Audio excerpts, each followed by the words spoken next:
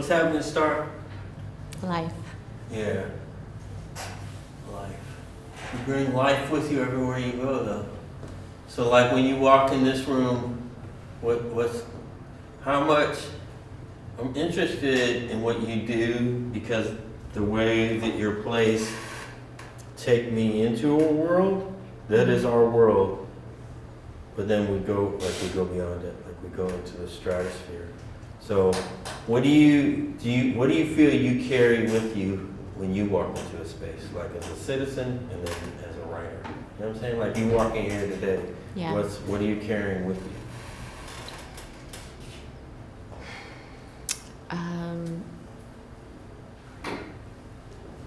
Everything, you know. I mean, I feel like most women in general carry like multiple worlds, Right. galaxies, Right. you know. So a lot of times when I'm coming here, either for work or to see a play, it's like I've just dropped off my kids and had to make dinner first and that kind of thing. Yeah. And then, you know, like with the reading we just did for Josephine, I'm thinking about what's on the page. I'm thinking about what didn't make it on the page. I'm thinking about what I want to create, you know?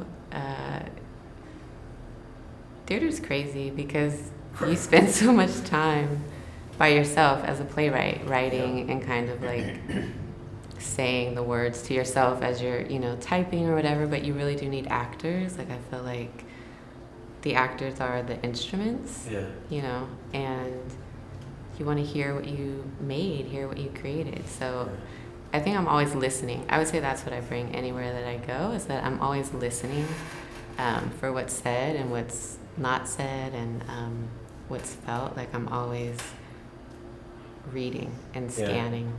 Well, tell me this though, like it's cool that you're in front of this beautiful mural, Pachamama, because I hear what you say about listening, obviously, because the ear is so clear. Like I say, in the pieces, it sounds so alive and real, but then the orbits, you know, the stratosphere start to come in. So when you're listening, you've told me before too that you see things. So you're a visual, almost like a visual. I wouldn't say a visual writer, but there's a visual. So where is the transformation that goes from the visual? You're seeing a picture, or you're seeing an image, and then what are you hearing, or what part of your being is hearing to be able to, you know, because ultimately you're dealing with words, even if you're talking about pictures or images. Yeah. I am a visual person, definitely. But even with the images, I'm scanning. Like when I bring in images to say, oh, this inspired me or whatever, Yeah. it's not just the image. Like for Home, right? It was the picture of the two sex workers Right. in Hunts Point, and they're Right. like leaning on the university grade telescope, Right. and being them, like one person looking through it, the other woman, you know, waiting, also looking down the street, you know. So I'm imagining like what their day is like leading up to this, and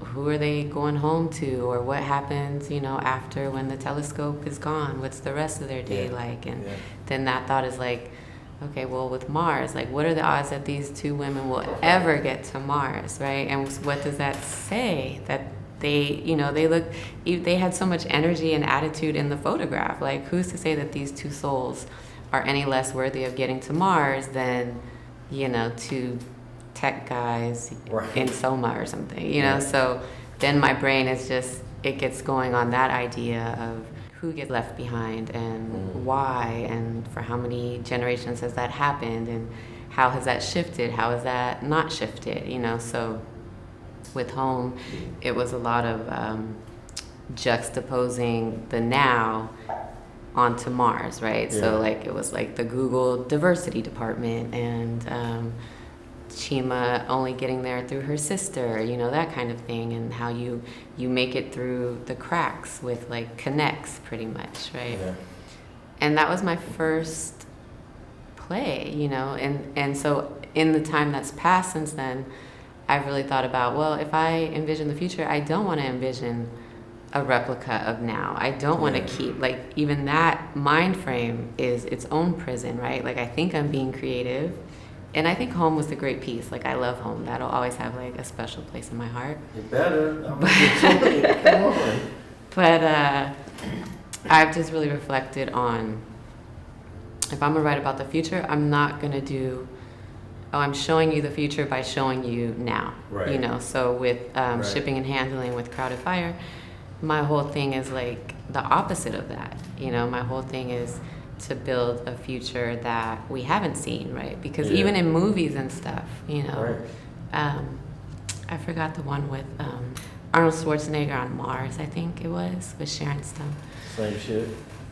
Yeah, but it's always like there's like the ghetto, right? Or like the people that like can only scurry out like rats, and then they got to go back to like the bad part or whatever. So we're just constantly programmed with like this idea of like the haves and the have-nots continue to exist, right? Or even the metaverse. Like I saw on Twitter, it was like you can shop at Walmart or something, and there was like a helper, and the lighting, it looked like hell to me. Like it was literal hell. I was like, this is the future? You gotta be kidding me. And like NFTs and fashion shows and this idea of like you can buy things in the future, and I'm like, or the metaverse, sorry. And I'm just like, you brought money into the future. You know what I mean? Like that's the best, you still brought money there? Like that's the least creative thing I can think of. So I'm just, I'm constantly trying to like become aware of the ways that I've been programmed so that I can strip that away and try to create something new and then share that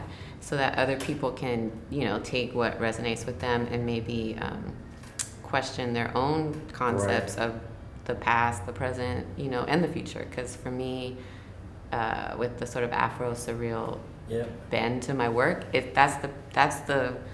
that's the idea, is that the past, present, and future are always happening all the time at the same time, you know? So that definitely is what's present in anything that I'm doing. That's dope. And you mentioned like the homie D. Scott Miller, you know, this notion of Afrofuturism sort of more codified as we know it, or theoretically. How does that cross over or speaks to you or inspires you when you talk about future? I love this idea.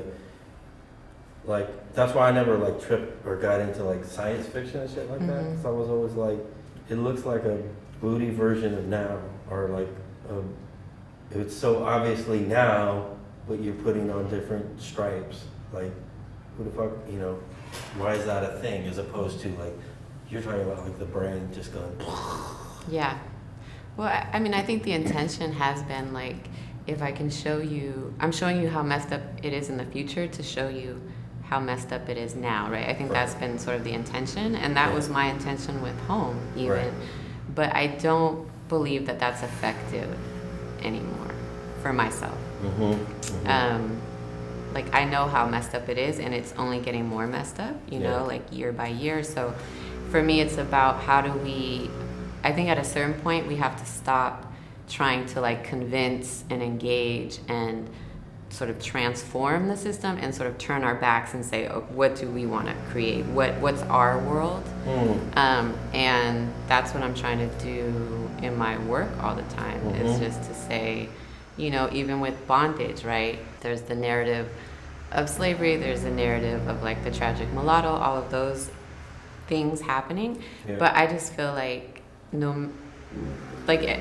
don't get the truth now, right? We have the most media, the most whatever, and the only time you really get the truth is like the random person recording on their phone, and then that goes up, and then you're like, oh, okay, I can be a witness to this, right? So I just feel like no matter what is written down, we don't know what slavery was like. Like, we'll never know. And even Toni Morrison said in a quote about how there's no songs or testimonies from the slave ships, right? There's nothing that was brought over, and it's just like, we don't know.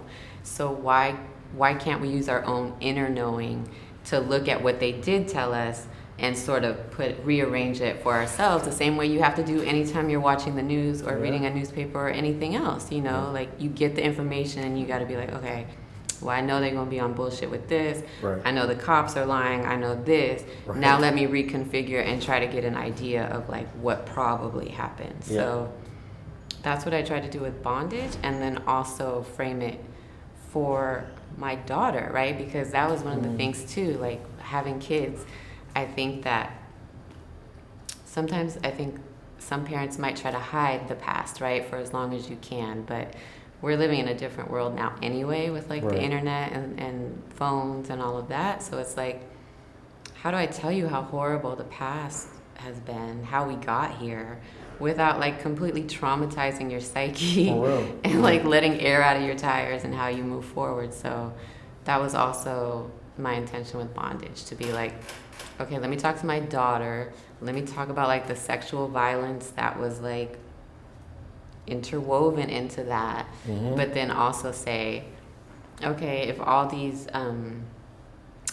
women were like crushed and ruined by this thing, the odds are there's always going to be at least a small percentage who weren't, right? And my daughter is so like, she's so smart and she's so on it. So I'm just like, okay, I'm gonna say you were one of those people that would have fought back, you know, like did what you could do in that situation. So that was my thing with bondage, about, okay, I'm gonna tell the truth about the past, but then I'm looking at you in the present, my daughter in the present, and seeing, okay, like, oh, I know how your mind works, you know, and so what would you have come up with, or what, you know, you know, if or myself, my daughter, you know, I think that's one of the things about having kids, is that you reflect on how sort of traumatic your own childhood was, but then you're also like, I'm fixing this, or I'm doing better now, right? So I always say to my husband, just like, man, if I had us for parents, I don't know who I would have been, you know? So that's my attitude with the work too, of just like, okay, I'm gonna put my best self into this, and hopefully you in the audience will get something from that. I think I understand it in a way that I felt it when I watched your work, or on a different level, because of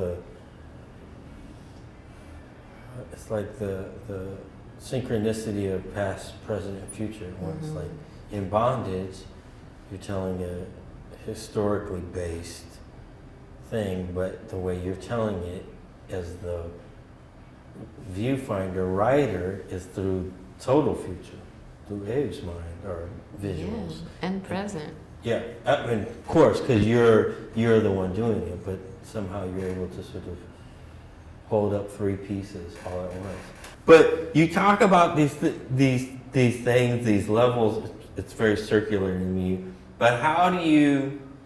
It's either at what point were you as a writer that you were like, this is how I'm gonna tap into all three of these energies all at once. I'm gonna put it down on a piece of paper, or was it that you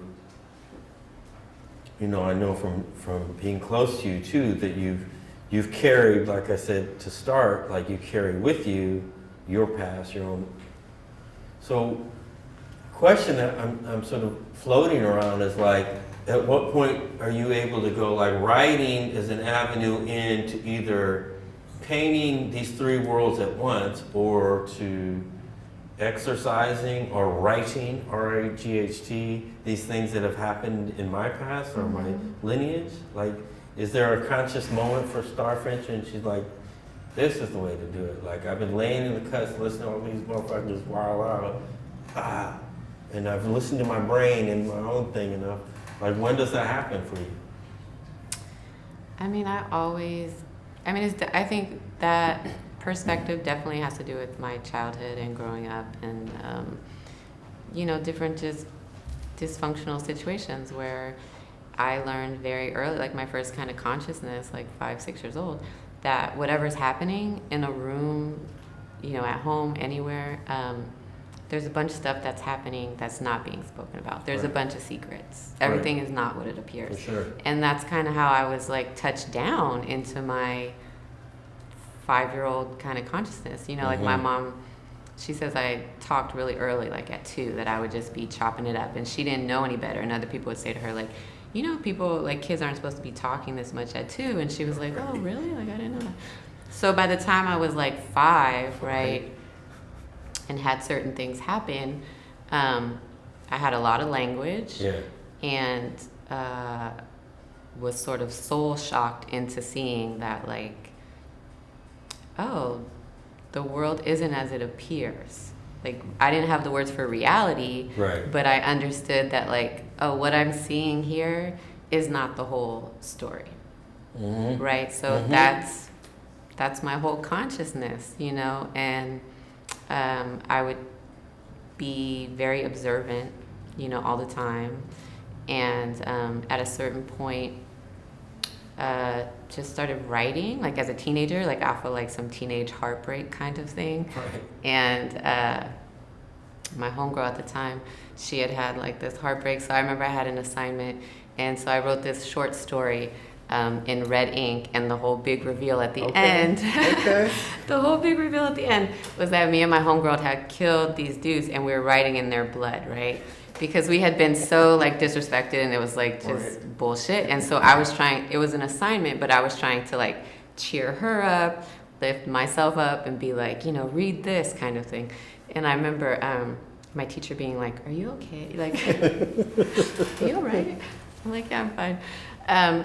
But also starting to get feedback from like my English teacher, right, Miss Mack, and being like, "You're talented." You know, and up until that point, I think that was maybe junior or senior year, my English classes were much more like just red ink, like this punctuation is wrong, or, you know, just everything is wrong on the page kind of thing. So I never thought of myself as a writer, because to me, writing was just like messing up, you know what I mean? Not doing it right, not doing it correct, you know? So that was the first time where I got feedback from somebody in sort of a position of authority as my teacher, saying, "No, you're gifted. Like, this is a talent. Like, this is great." And was it on some fiction type shit or prose or? Yeah, it was like both. It was like prose and poetry or something, you know. And I think hearing that feedback kind of sparked something in me, and I would write just to write. You know, I would write to purge, I guess, and to make sense of things, you know, on the page. But it was a long time before I admitted to myself, like, no, I am a writer, and I do want to, like, I went all through undergrad without doing that, and I got married early and was, like, ready to, you know, trying to have kids and stuff, and had this personal revelation in my life where I was like, oh wait, my life is mine, and maybe I should start thinking about what I want to do, you know? And so a big part of that was applying to grad school, you know, for writing, and being in classes and getting feedback. You know, the classes weren't that diverse, so I would get feedback just like, what is this? You know, like, what?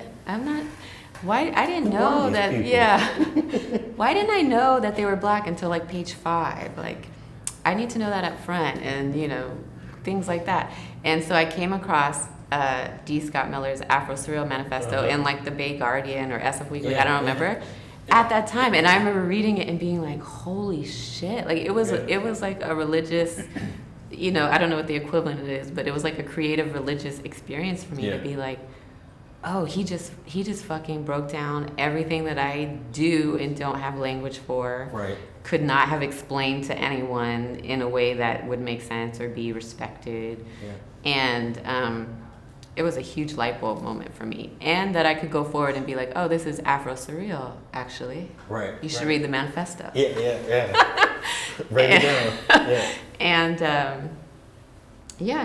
just that idea of like, there is no transition into the surreal as separate from the normal. Like, it's all surreal. It's all happening at once, you know? And that was huge for me.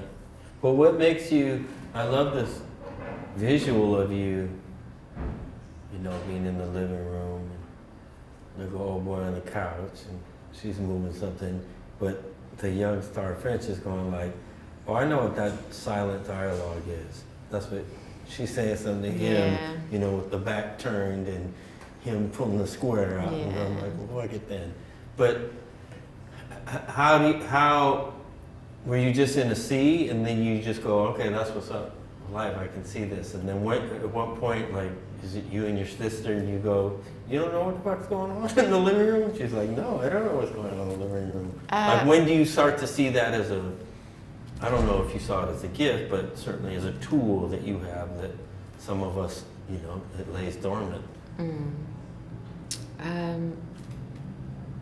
Well, it definitely wasn't as a kid because there was like a lot of secrets involved and like holding secrets. So, but we did have, me and my sister, we did have like experience with like ghosts and spirit. Like we did have otherworldly things happen like all the time, so we definitely talked about that all the time. And so that was another layer of knowing that like, oh, things happen that there's like literally no explanation for, and you have to just keep going, keep rolling with it,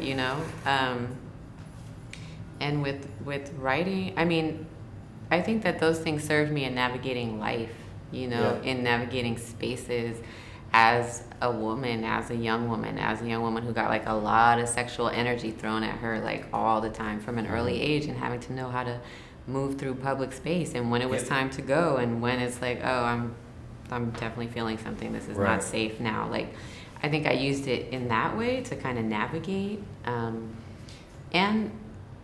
I'm learning now too that like it's something you have to like turn off, right? Because I don't know that when you're sitting down you have to kind of, I don't know that you need to know people's like secret energy, like I don't know who that serves really. So actually, as I'm getting older, I'm very much conscious of like, don't do that. It's not necessary all the time, kind of thing. My son will say to me like, oh, I feel you scanning me, because like he'll come in and I'm like, I'm like seeing what I see, because I'm gonna get a vibe and then I'm gonna ask you about something. But him saying that to me too made me more conscious of it, of like, oh yeah, I am actually actively scanning all the time. But in my writing, I would say that I use that maybe once I have a scene down, and then in the editing process going back over it and saying like, okay, what else is happening here? To unearth more?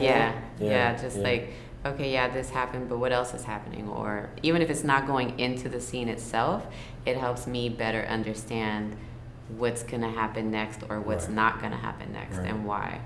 And is it, you say that you would write things for yourself, whether it was a purging or some Dear Diary type shit, whatever it was, in the, probably teen, maybe to late teenage, as I'm imagining.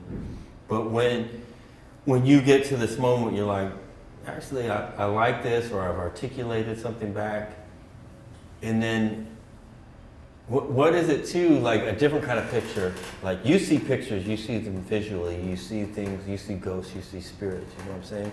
But what is it like in seeing a codification like the homie D. Scott did, and then you're like, oh shit, this is something, and it's a manifesto, the homie, he let it be known, like this isn't me on some Rambo type shit, or and they still not giving him credit to this day. He's still got to be like, and it resonates across so many different forms and walks of life.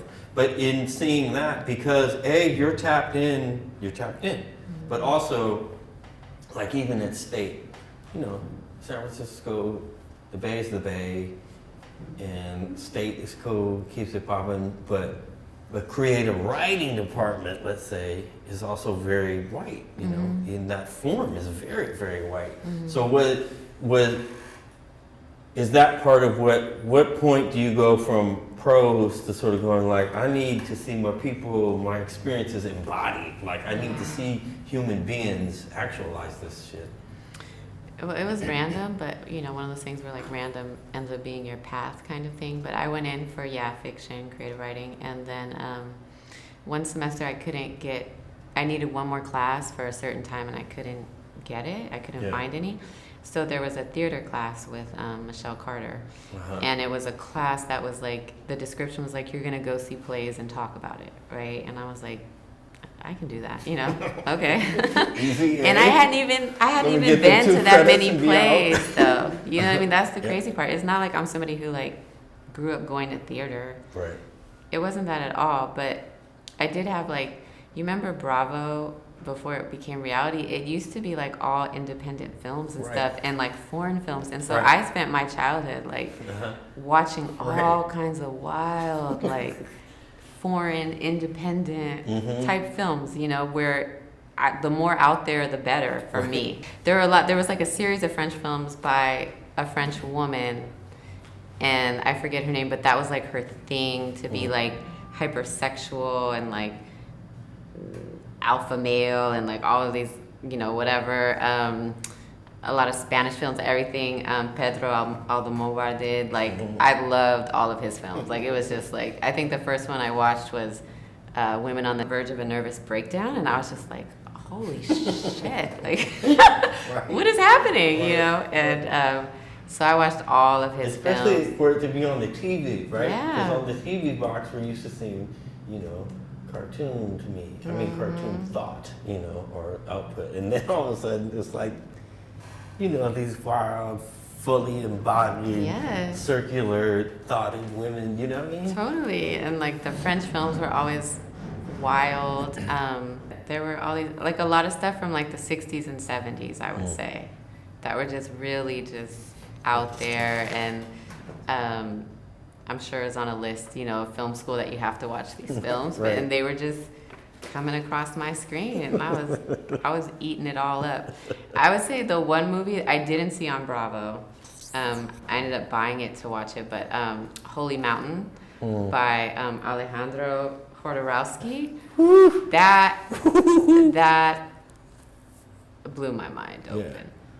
That's definitely a film that blew my mind open. And then I watched his other films too, but Holy Mountain, because I didn't even know, that's the other thing too, that you realize, like Erykah Badu had an album and a sort of season where she was doing the character from that movie, the black woman in that movie, when she had the head shave and she had certain things. She was the character in that movie. So it's like, I'm watching it like, oh shit, like I didn't get the reference at the time, but she was obviously watching this and she was tapped into this guy. Like, of course, she would be, given her, her work. Right. But that was a movie where I saw like, oh, like movies aren't just movies, like it can be like a spiritual and like revolutionary, like he's always like on fascism, and like, and taking that down long before I even knew to call the police state and all of those things fascist, and he was like breaking it all down all the time, and in the most sort of violently beautiful kind of ways. There's so many images from that film that just, broke my whole brain open. So that also built into my, I guess, visual aesthetic. But I wasn't going to theater, like, at all. But the class was like, go see plays and talk about it. So I'm like, cool, I'm not going to have to be writing no long papers. Like, I'll do it. And the funny thing is, one of the plays, the first play we saw was here at the Magic in the other theater. I don't remember what the name was, but it was something that was, but I think Bush was president at the time, and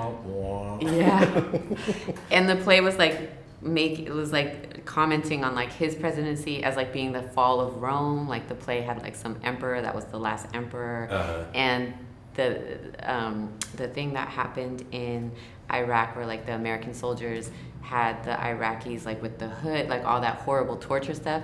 They put that in the play, right? That was a big scene in the play. And so I remember afterwards, we had the discussion. People were saying like, I don't feel that was earned. Like I was learning that there's a way to like talk about what you saw, you know? They were like, yeah, I see the intention, but that wasn't earned, and that was like exploitive. And, I was like just quiet, just kind of, taking it in. But I was just like, oh, okay. So I guess I thought plays were very like, just what it is, like one-dimensional, because it was, I guess I thought movies and visuals were like deeper, and a play was just like the lines, and that's what it is.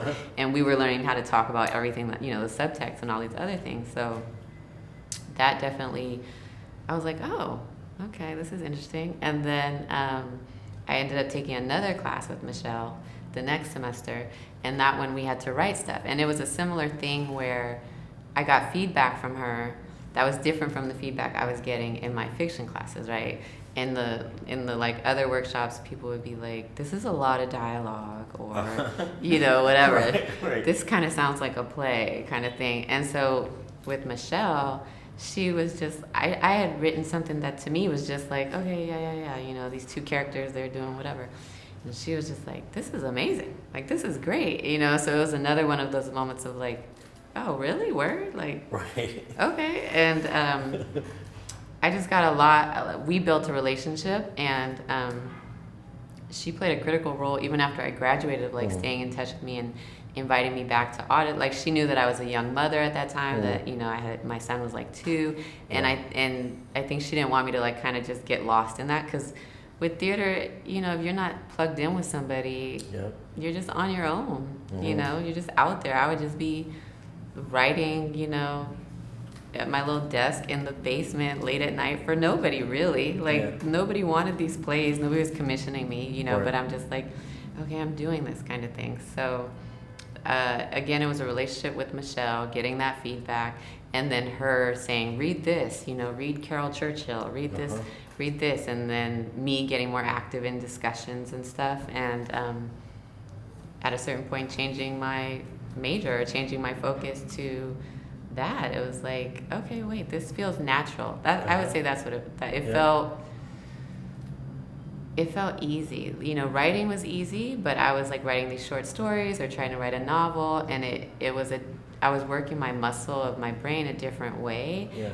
It was like work, and with plays, it's still work, but there was like a flow. It's just like, okay, people, humans, in a conversation, and other things are happening that aren't being said. Like, oh, I know all about that. Right. So, let me dive in here. Yeah, this great writer, rest in power, Dennis Johnson, once said to me, he sort of written in all forms. And he said, I make myself write every day. I sit at a desk and do the shot.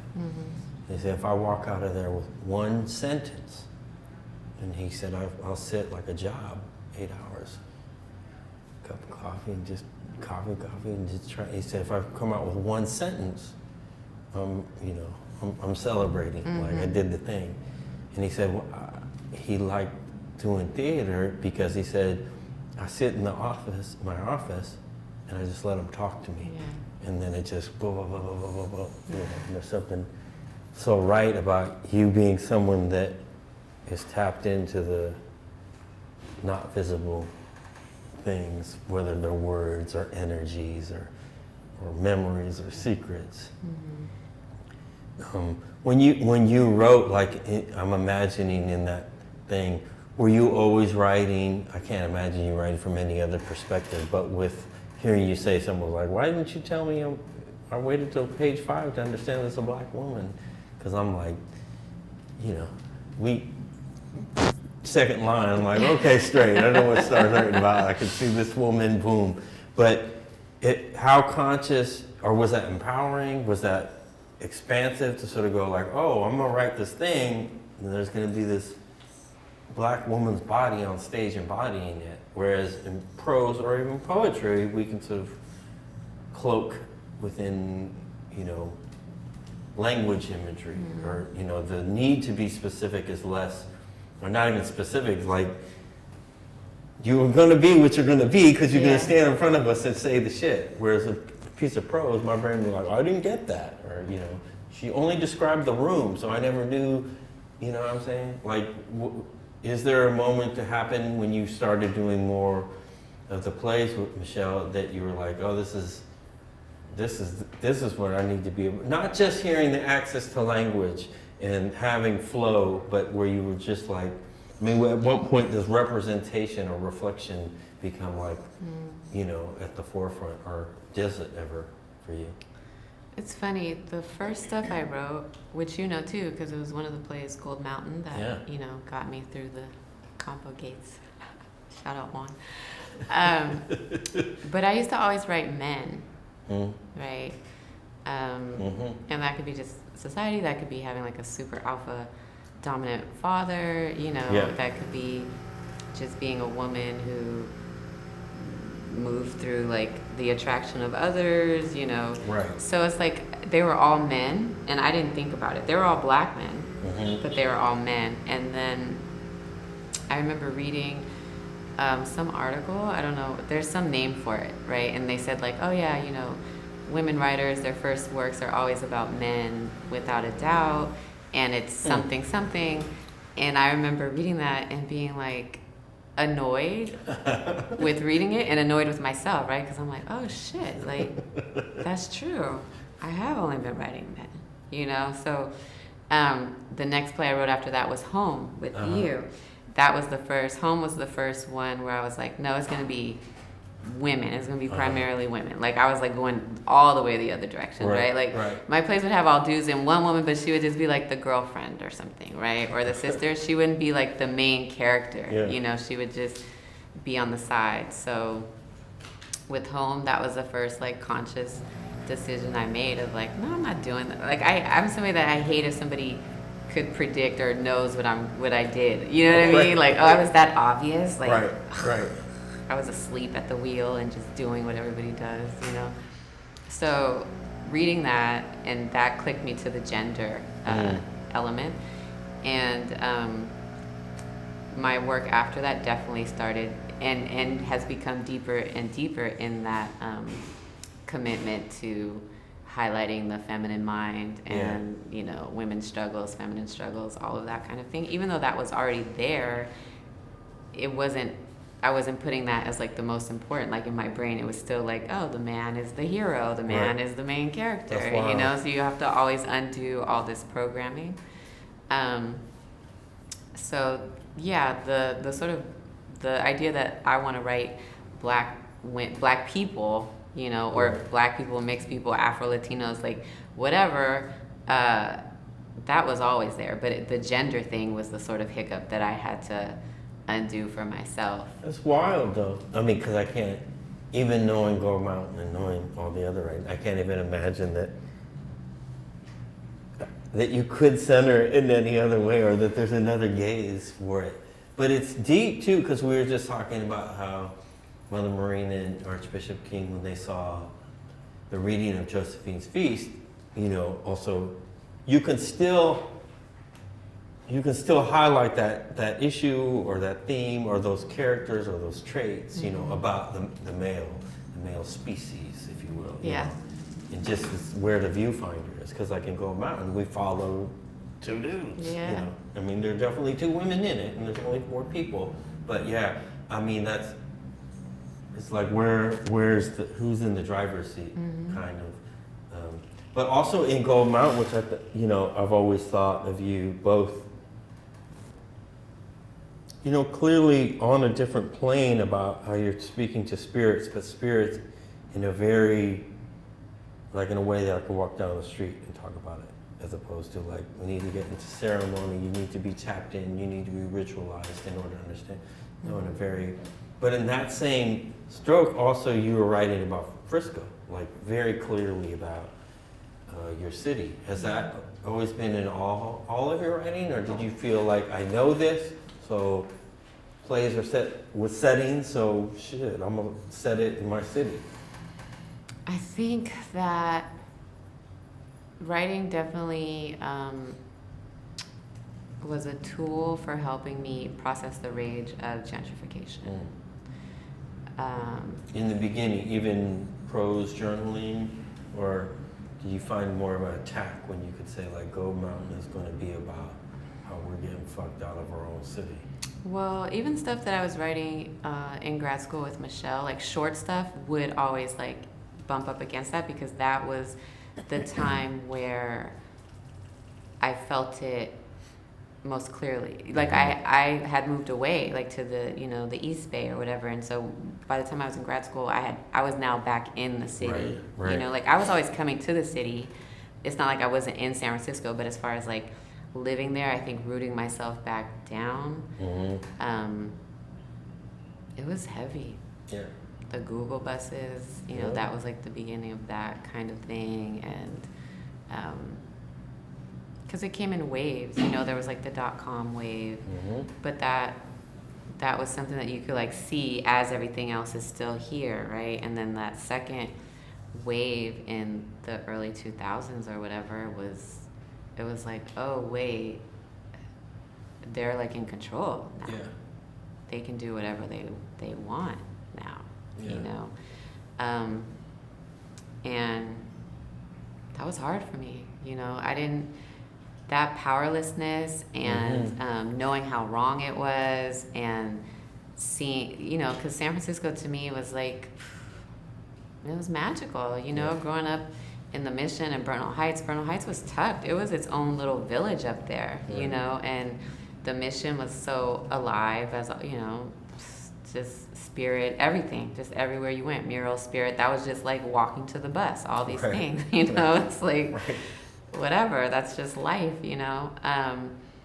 And so to see that, like, oh, wait, I have to have a lot of money now to have access to this. I have to have money to live here. And that was like, it was like my body, you know, it's different when you read about things that have happened or class struggle or whatever. But then when it's like you in your body, where you're from, and feeling yourself pushed out and seeing the neighborhood change and seeing who's leaving and seeing that, you know, it's like $1 million to live in the barrio now. It's like, what?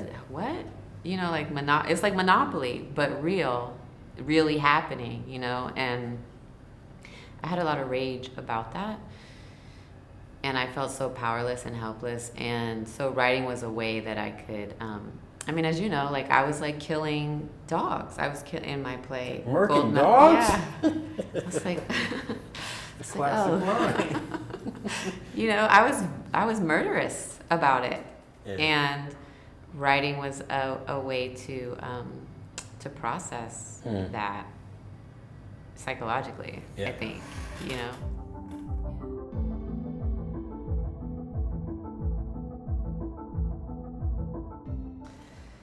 If you can hear the sound of my voice, then it must be time for me to tell my story. If the quarantine years have taught me anything, it would be the importance of tracing one's steps, returning to collect the fragments lost along the way. And in doing so, or rather in doing so, I'm unfastening all ties from around my wrists, ankles, and throat. I found that none of these identities of wife, woman, mother are mine, which, let me tell you, that is not an easy revelation to have. It's just not. A clearing of that magnitude is violent, as forceful as a wave. And who but a fool would ignore the ocean?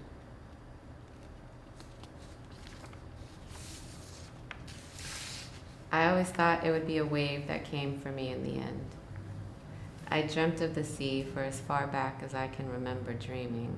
There was always a wave rushing in and up on me as though it had been looking for me, pressing me against a sand dune like I owed it something and it had come to collect. An ocean against my back, weighed and cocked, my head turned towards the right, always, too frightened to scream, always, under arrest, trapped in a tunnel of seawater, wondering if an ocean is capable of making a mistake. I stopped having the dream after high school, and then a couple of months ago it returned. Except this time, instead of hovering on my back, the wave released me. It pulled out toward the horizon, then kept going, as if in rewind. I stood there frozen, buzzing. But then something drew my attention to a row of puddles, each one sparking against the sunlight. I remember feeling drunk or drugged maybe, unable to stand, so I just crawled from one tide pool to the next and watched memories play out in each one. Me as a girl, me as a college student, a wife, a mother. Sammy, you turned 28 last month, and Amaya, you'll be 25 soon. You're both fully formed adults. And now I want to swim loose through these new waters. I met someone last year, and we've become fast friends. She feels like an all-inclusive resort, an umbrella by the pool. Ooh, gorgeous, but also powerful. It's interesting hearing you say that, hearing you read that later work or more current work, Josephine's Feast, and then talking about like our murderers, our rightful murderous response to the thievery of our cities, our memories, our ghosts in some ways. But I say powerful because there's something so empowered in that, in the release part of it. And in the release, she's able to swim through somewhere new. I mean, I don't know. I think I don't know how you tap into that place. You know, like I said, I'm taking from everything Right. all the time. It's not like a singular thing. Like I'm taking everything from everywhere. You know, even if I'm watching something, a movie or something, I'm like, I'm not feeling it. I'm still gonna look for something. Mm-hmm. You know, I'm always trying to gather something and make my little nest. You know, I'm like getting all the little whatever. That's one of my processes too with the notebook. Is like I keep a notebook and I'll